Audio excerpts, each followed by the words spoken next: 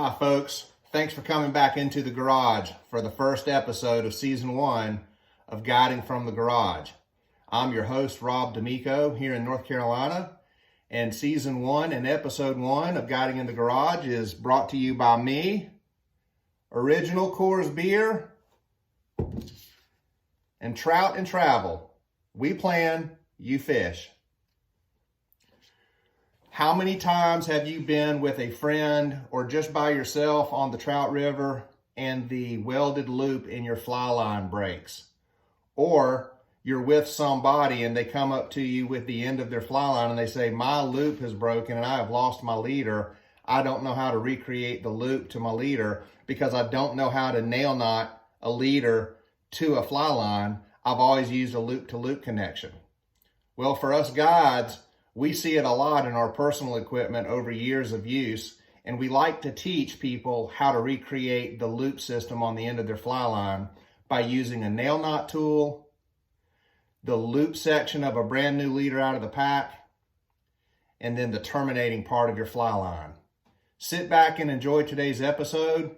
I'm going to teach you how to rebuild the loop on the end of your fly line as a good field fix. Thanks for coming to the garage. See you soon. So here we go. We have a fly line that terminates without a loop. We really don't know why. Maybe it's because we got in a hurry and we bought some new fly line and it didn't have a loop in it.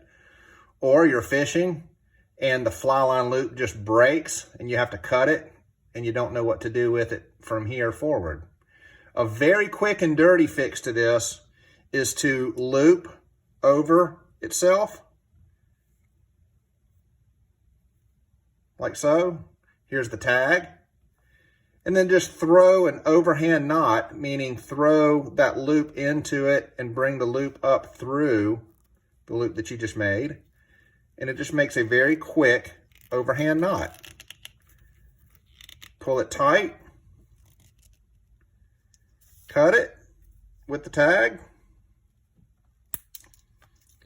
And get back to fishing. That's to get you through the day. That's really not a good permanent fix, and you don't want to leave it like that for day number 2 of fishing. So we're going to cut this loop out. And what we're going to learn to do today is we're going to learn to take the loop section of a leader.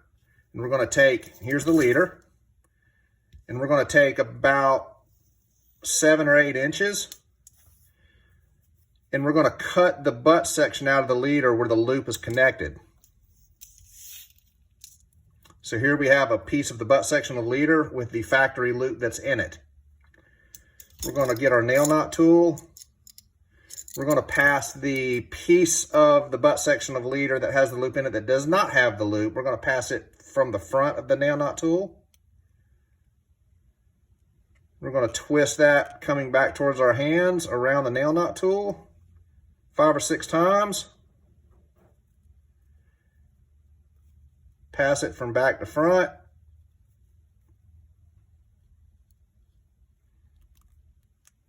And now it's ready to receive your fly line from front to back.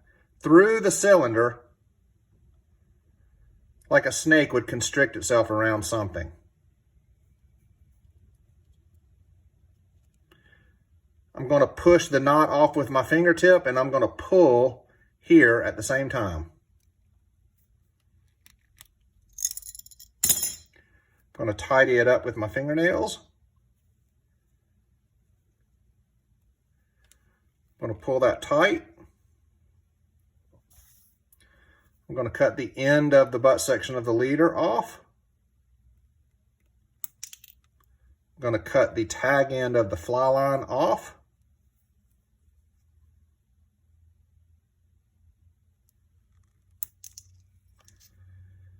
And there is a nail knot with a loop in it section for your fly line. And there's the end result. A piece of your leader with the loop already built in it that you nail knotted to the end of the fly line that used to have a loop. So that was a pretty cool clinic, learning how to use a nail knot tool, the looped butt section of a leader, and the end of your fly line to recreate your fly line loop. Make sure you share this clinic with your friends so they can learn how to do that as well. Couple of things. At the end of every episode for each season, you're going to receive a guide tip. This episode's guide tip is when you're standing behind your truck and you're ready to pull the line off your reel to string it through your rod to get ready to fish for the day. Make sure you put your $20 hat on the ground, put your $200 reel in it. That's the guide tip for this episode. Second thing is make sure that you fish with a fly fishing guide at least one time this year. And the third and most important thing is when it's time for you to start practicing these rigging techniques and tips from these clinics, make sure that you're standing up with the rod under your arm, you've got your pack on or your vest on. Make sure that you're standing somewhere so you learn to use the dexterity as if you're standing in a river. Don't sit down at the kitchen table and practice these knots in this rigging clinic that you've seen today. Make sure you're standing up somewhere as if you were in the moment and you're having to rig something in the field. It's the best way for you to get better at these rigging techniques. Thanks for coming to Guiding from the Garage. I'm Rob D'Amico. I'll see you the next episode.